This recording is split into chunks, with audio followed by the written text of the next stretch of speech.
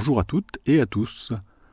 Depuis juillet 2023, j'ai le plaisir d'accueillir le podcast BDSM de Larry. En voici un épisode.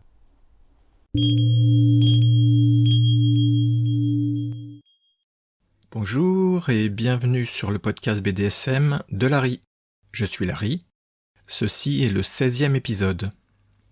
Dans cet épisode, je vais essayer de répondre à une question que vous êtes peut-être déjà posée. Pourquoi n'existe-t-il pas de symbole officiel pour le BDSM ? Première partie, le point de la situation actuelle.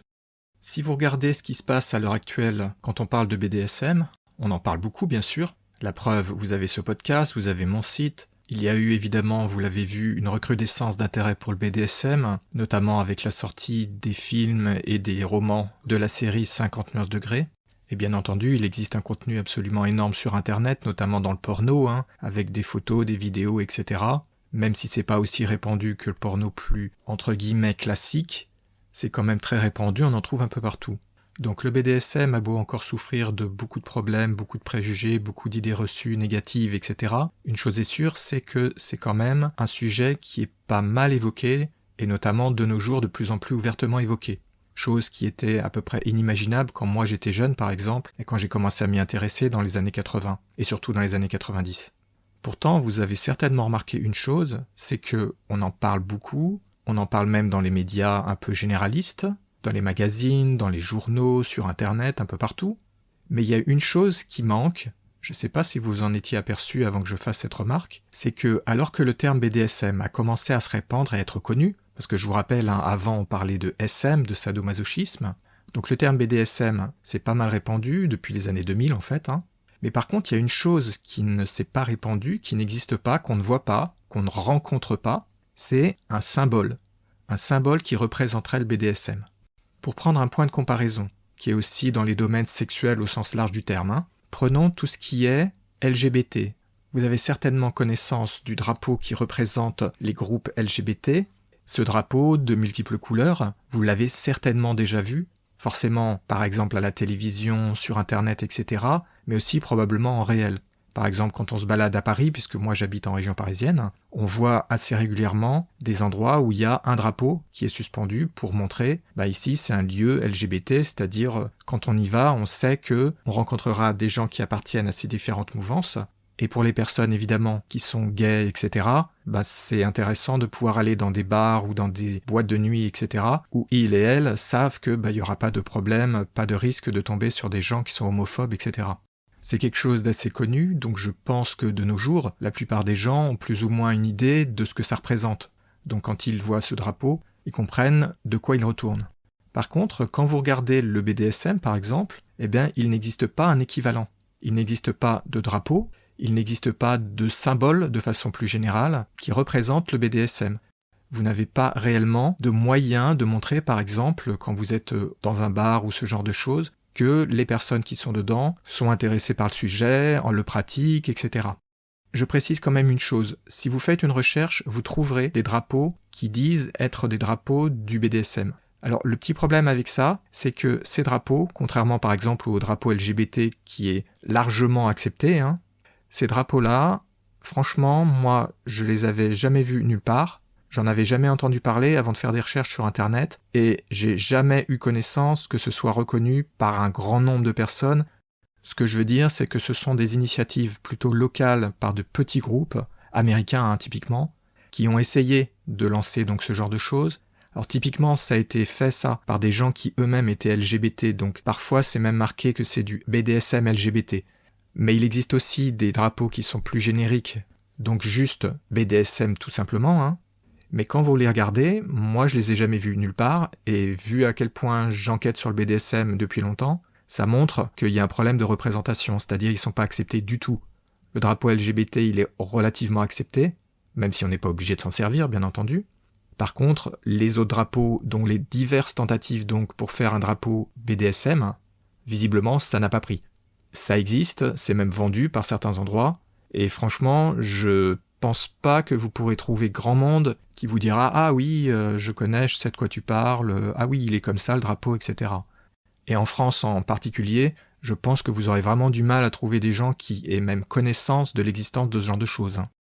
Donc pour moi, clairement, ce genre d'initiatives ne sont en rien représentatives, pas du tout acceptées globalement. On peut absolument pas dire que ce sont vraiment des symboles, parce que pour ça, il faudrait que ce soit au moins généralisé de façon raisonnable. Ça ne veut pas dire que tout le monde l'accepterait forcément, mais il faudrait que ce soit si répandu qu'on puisse se dire « Ah ok, c'est de ça dont on parle ». Si on compare à l'exemple du drapeau LGBT, il n'y a pas de comparaison possible. C'est le jour et la nuit, évidemment.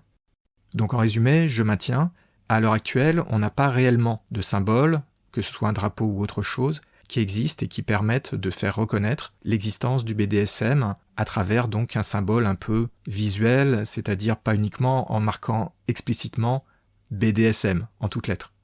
Il y a quand même eu aussi une autre tentative, ou plus exactement un autre lot de tentatives, qui, de la même façon que le drapeau BDSM dont je viens de parler, n'ont pas réellement pris, mais c'est peut-être un tout petit peu plus connu, en tout cas en France c'est plus connu, c'est ce qu'on appelle les symboles de Triskelion ou de Triskel. Évidemment, dans un format audio, c'est un tout petit peu difficile de vous décrire de quoi je parle. Donc l'idée, c'est que c'est un symbole qui a des points communs avec le symbole du yin-yang, mais surtout qui est inspiré du Triskel breton. Alors pour ça, il faut que vous alliez regarder sur Internet pour voir de quoi on parle. Ça s'écrit T-R-I-S-K-E accent grave L-E. Et à partir de ce symbole, il y a différentes personnes qui ont essayé de créer donc un symbole qui représenterait le BDSM. Malheureusement, ça n'a pas vraiment été bien loin, notamment parce que le créateur de celui qui est peut-être le plus connu de ces symboles a voulu conserver de façon assez agressive d'ailleurs les droits sur le design de son symbole. Et du coup, évidemment, ça a fortement découragé sa diffusion, forcément, parce que si vous êtes obligé de vous référer à une personne, de payer, etc., pour avoir le droit de l'utiliser, évidemment, ça rend extrêmement difficile de s'en servir de façon simple. Donc, c'était une barrière qui, à mon avis, est l'un des principaux problèmes de base. En plus, vous avez un autre problème, c'est que comme ce symbole a été basé sur un symbole existant, donc le Triskel, ça pose un souci parce qu'il y a une ressemblance. Donc imaginez quelqu'un qui connaît pas trop ce genre de choses, qui regarde des modèles différents du BDSM, qui chacun est un petit peu différent des autres, mais qui ont tous donc un look d'origine, un design d'origine inspiré du Triskel. Si après vous tombez sur des personnes qui utilisent le symbole classique, qui n'a absolument rien à voir avec le BDSM, vous imaginez les confusions ? Vous imaginez quelqu'un qui va aller se diriger vers une personne qui porte un symbole Triskel qui n'a absolument rien à voir avec le BDSM en croyant que la personne en face fait du BDSM. Donc là, il y a un gros problème, c'est que c'était pas une très bonne idée en fait de partir d'un design de quelque chose qui avait eu un historique derrière et un historique qui n'a rien à voir avec le BDSM. Au final, donc, entre ce problème-là et puis le fait que la population qui fait du BDSM, jusqu'à très récemment, elle n'avait pas trop de moyens de communiquer, etc., donc c'était assez difficile de diffuser des idées de ce genre. Donc, on dira, la sauce n'a pas pris, et du coup, ce symbole, on le trouve à certains endroits, il y a même des associations qui s'en servent, mais il n'est pas du tout reconnu vraiment officiellement en réalité. C'est-à-dire, on n'a pas atteint une masse critique suffisante de personnes qui accepteraient de s'en servir pour que vraiment il soit utilisé un peu partout et qu'il soit présenté comme étant représentatif des gens qui font du BDSM. Donc ce symbole-là, vous pourrez le rencontrer avec différentes variantes, mais il faut que vous sachiez que c'est quelque chose qui n'est pas très reconnu et qui n'a pas vraiment réussi à atteindre, par exemple, le degré de représentation qu'a le drapeau LGBT, par exemple. Deuxième partie, les points positifs et les points négatifs. Évidemment, si on veut avoir un symbole qui représente le BDSM, c'est pour l'utiliser ensuite un peu de la façon dont, par exemple, le drapeau LGBT est utilisé. Alors quels sont les points positifs et les points négatifs d'avoir un tel symbole ? Si on regarde les points positifs, évidemment, ça va être exactement la même chose que pour les LGBT, c'est-à-dire ça permettrait de mettre des drapeaux, par exemple, ou d'afficher une affiche avec le symbole du Triskel, par exemple, sur un bar, sur une boîte de nuit, etc. Et c'est un indicateur fort que, là, on va parler de ce genre de sujet, les gens font ci, les gens font ça, bref, les gens que vous rencontrerez là-bas seront des personnes intéressées par le sujet, ou bien qui pratiqueront le BDSM, mais au moins vous saurez que les personnes que vous rencontrez ne vont pas vous cracher dessus, vous traiter comme d'habitude de malades mentaux, et ce genre de choses. Vous voyez, là, il y a un très fort parallèle avec, par exemple, le LGBT. Donc de ce point de vue, c'est pas mal, parce que ça permettrait notamment pour les lieux du type bar ou même boîte de nuit, d'indiquer de façon relativement discrète quand même, voilà, on fait ça, sans avoir besoin de mettre en gros avec les gros sabots, BDSM ou des choses de ce genre. Ensuite, évidemment, d'avoir un symbole comme ça visuel, ça vous permet d'afficher ça un peu partout, et donc vous pourriez avoir des choses du genre l'afficher sur votre voiture par exemple, ou bien sur un t-shirt que vous portez, ou sur un bracelet que vous avez à la main, ce genre de choses. Ce qui permet évidemment d'envoyer un signal assez fort, au moins pour les gens qui connaissent, du genre de choses qui vous intéressent. J'ai pas besoin de vous rappeler que faire des rencontres, tout ça, c'est assez difficile. Savoir que les personnes que vous croisez sont intéressées par le BDSM, c'est toujours un peu tendu parce que poser la question, c'est risqué. Vous risquez de vous faire embarrer au mieux, au pire que ça dégénère avec des accusations, etc., les insultes, tout ça. Je vous fais pas un dessin, c'est bien connu, tout ça. Donc évidemment, savoir que quelqu'un porte ce genre de symbole sur soi, ça vous dit « Ah bah ok, il ou elle est dedans », ou au moins est intéressé par le sujet, donc on peut en parler. Ou bien, évidemment, on peut essayer de draguer, mais ça, je vais en reparler tout à l'heure. Et puis, de façon un petit peu plus générale, ça vous permet donc de vous d'afficher vos préférences, vos goûts sexuels, entre guillemets, pour le BDSM, de façon un peu ouverte, sans avoir besoin, comme je disais tout à l'heure, avec l'exemple des bars par exemple, sans avoir besoin d'écrire ça en toutes lettres, parce que les lettres, la plupart des gens savent de quoi ça retourne, alors qu'un symbole c'est quand même plus discret, donc déjà, faudrait que les personnes réalisent de quoi il s'agit. Ce que je veux dire donc, c'est que c'est quand même plus discret que de marquer en gros « je fais du BDSM » sur un t-shirt. Parce qu'il n'y a pas grand monde qui va oser faire ça, vu toutes les possibilités de risques et même d'agression que ça peut engendrer. Évidemment, malheureusement, il y a aussi pas mal de points négatifs. Et je pense qu'au moment où j'étais en train de parler des points positifs, vous avez probablement eu à l'esprit que la plupart de ces points positifs, il y a aussi le négatif qui va avec, évidemment. Dans le cas du drapeau LGBT par exemple, il y a déjà exactement ce problème, c'est-à-dire que s'il y a des gens qui ont envie d'aller chercher des histoires à des gays par exemple, pour eux c'est évident que c'est super attractif de savoir avec le drapeau, là je vais en trouver des gays pour aller taper dessus. Donc là, dans le cas du BDSM, vous auriez exactement le même type de problème.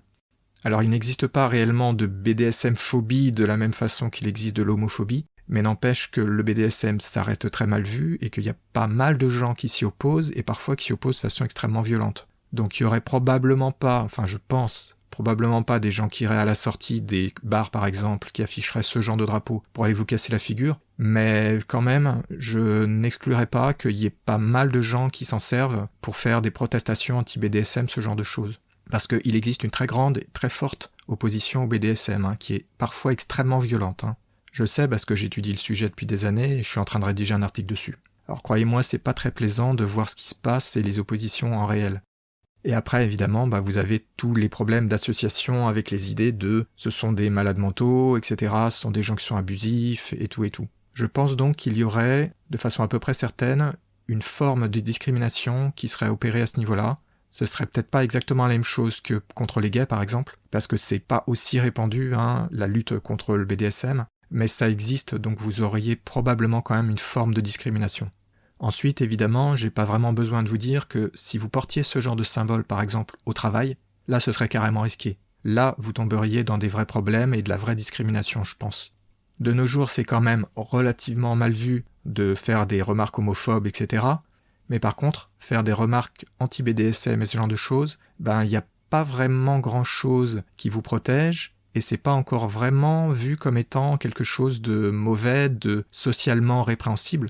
Alors que l'homophobie, comparé à quand j'étais jeune, où c'était, excusez l'expression, mais c'était vraiment comme ça, c'était PD du matin au soir, là où j'habitais.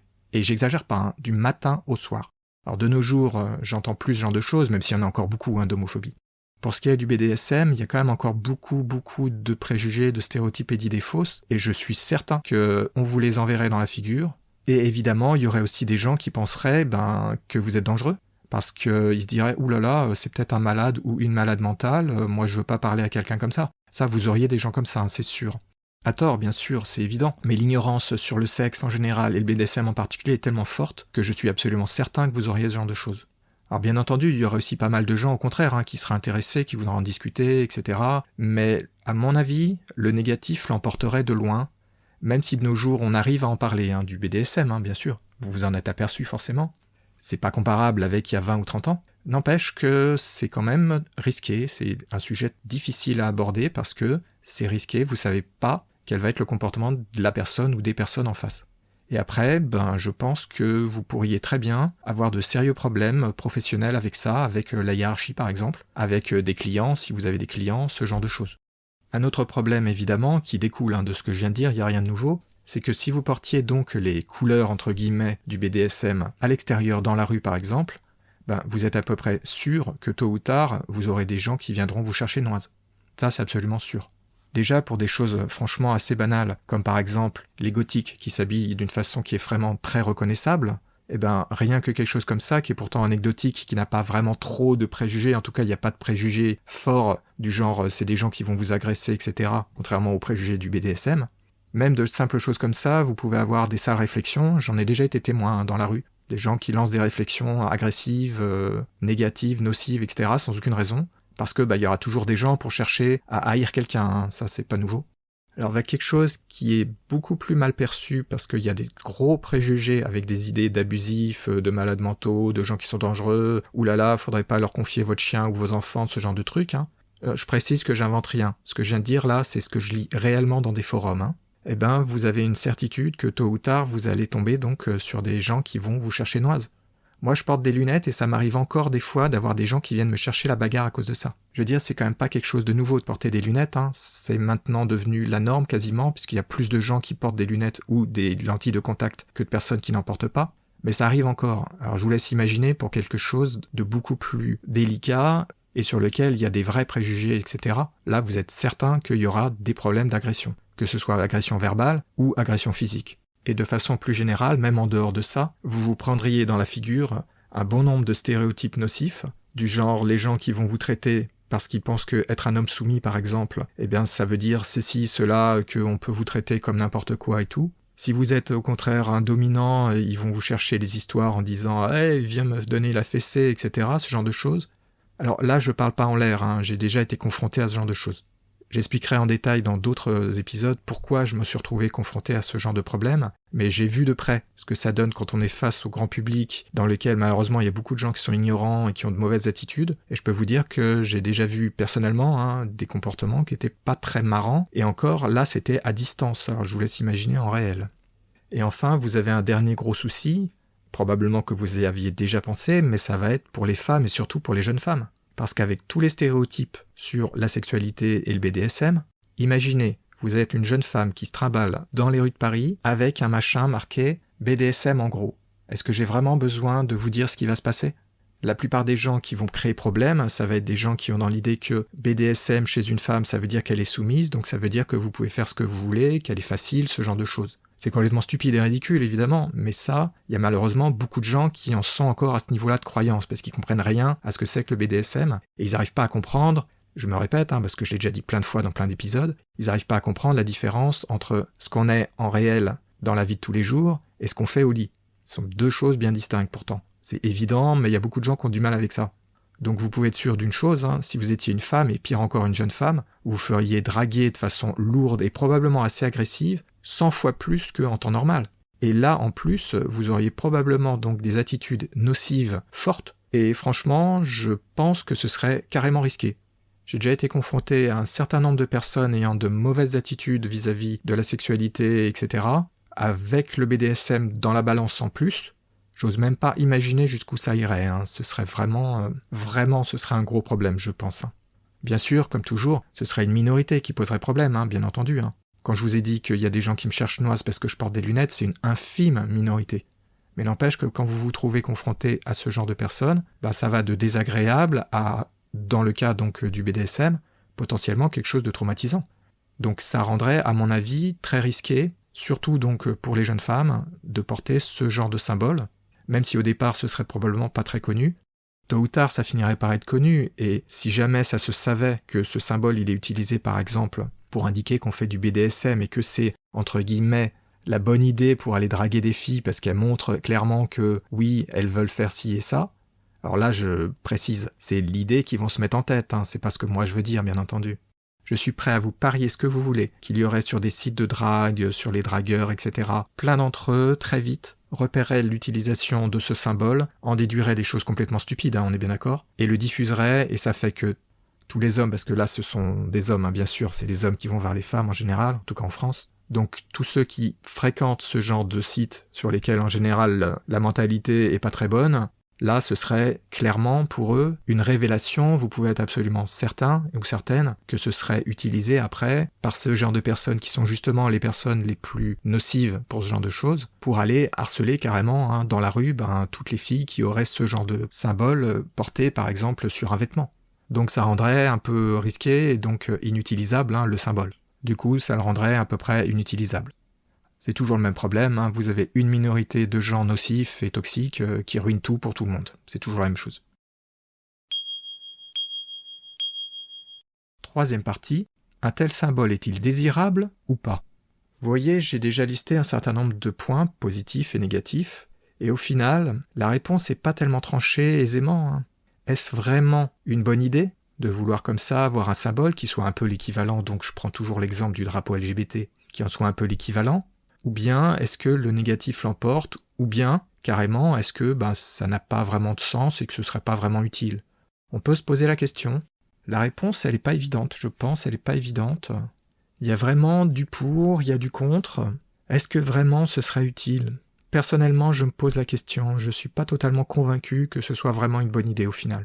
Oui, évidemment, ça aurait quelques avantages, mais de nos jours, comme on a Internet qui permet de communiquer, etc., finalement, on n'a pas vraiment autant besoin que, comme par exemple dans le cas des gays, c'était vraiment très utile à des époques où il y avait encore beaucoup d'homophobie et où il n'était pas forcément aussi aisé de communiquer avec Internet que de nos jours. C'était vraiment pratique de savoir par exemple que dans tel bar, vous savez que vous serez bien reçu et que vous n'aurez pas à subir des tas de problèmes.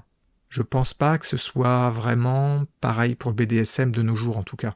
Si on revenait en arrière dans le temps, disons 30 ans en arrière, là je dirais quelque chose de différent. Probablement que je vous dirais que oui, ce serait à peu près le même type de raisonnement que pour les gays en fait. Mais de nos jours, je sais pas, c'est difficile. Je pense pas que le gain soit si élevé que ça. Pour tout ce qui est les bars, les soirées, etc., je pense pas que ce soit très utile. Et ensuite, le deuxième usage qui serait bien, ce serait de pouvoir s'afficher entre guillemets ouvertement. Malheureusement, cet usage qui serait pas mal par certains côtés, il y a tellement encore de problèmes. Franchement, je suis pas sûr que ça vaudrait la peine.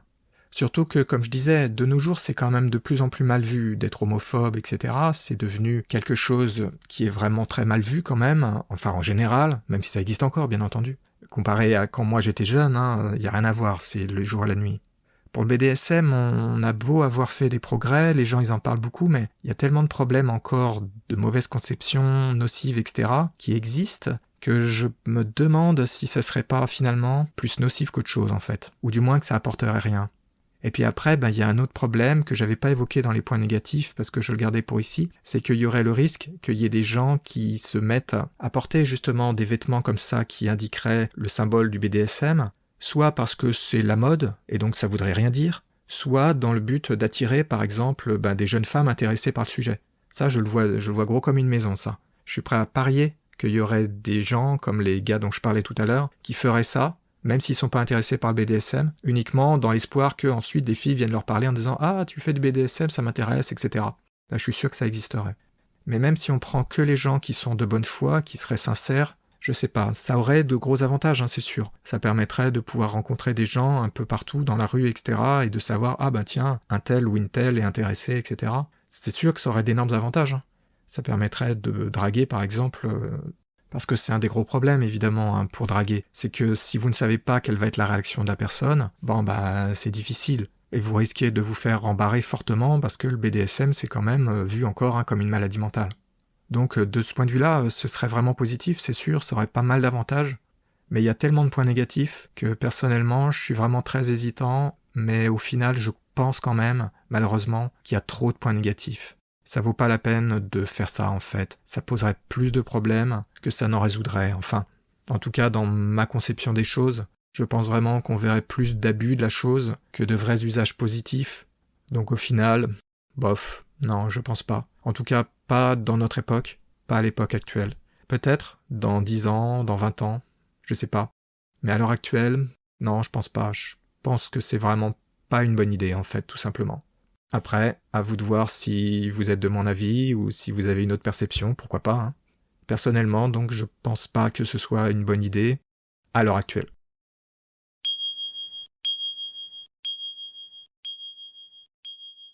Je vous ai donc présenté les raisons principales pour lesquelles il n'existe pas, à l'heure actuelle, de réel symbole officiel pour le BDSM, quelque chose qui soit représentatif et qui soit un petit peu accepté et reconnu par suffisamment de personnes pour que ça ait un sens, pour que ça existe réellement, parce que des initiatives isolées par-ci par-là, c'est très bien, mais tant que c'est pas un petit peu reconnu de façon globale, ça sert pas à grand-chose, à part peut-être pour les quelques personnes qui s'en servent de façon locale.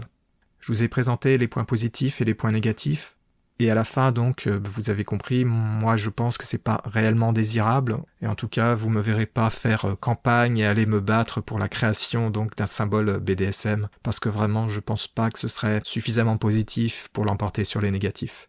En tout cas, il y a une chose qui est sûre, hein, c'est que c'est pas demain qu'on en aura un symbole officiel du BDSM. C'est clair que, vu les expériences précédentes qui ont donc été plutôt des ratages, hein, qui ont probablement un peu déçu les personnes qui ont tenté de mener ça, je pense pas non plus qu'il y ait une demande qui est si forte que y a des gens qui veuillent à tout prix créer donc ce symbole ou au moins le diffuser, en prenant par exemple un des existants, puisqu'il en existe déjà un certain nombre. Donc au final, je crois vraiment que c'est pas pour demain et probablement pas pour après-demain non plus. Mais bon, on verra bien ce qui se passe. Je ne prends pas les paris, mais je suis à peu près certain que ça n'existera pas avant très longtemps, si tant est que ça existe un jour. J'espère que cet épisode vous aura intéressé et qu'il vous aura plu. Si vous avez des questions, des remarques, des suggestions, n'hésitez pas à me contacter. Vous pouvez m'écrire à partir de la page contact de mon site à l'adresse univers-bdsm.info. Elle contient un formulaire qui permet de m'écrire et de rester anonyme si vous le désirez. Et elle contient aussi mon adresse email si vous voulez directement m'envoyer un mail. Vous pouvez aussi trouver mon adresse mail sur le site du podcast à l'adresse podcast.univers-bdsm.info. N'hésitez pas si vous avez des choses à dire, des suggestions d'articles ou d'épisodes de podcast. Tout m'intéresse, tout retour m'intéresse, donc ne vous privez pas.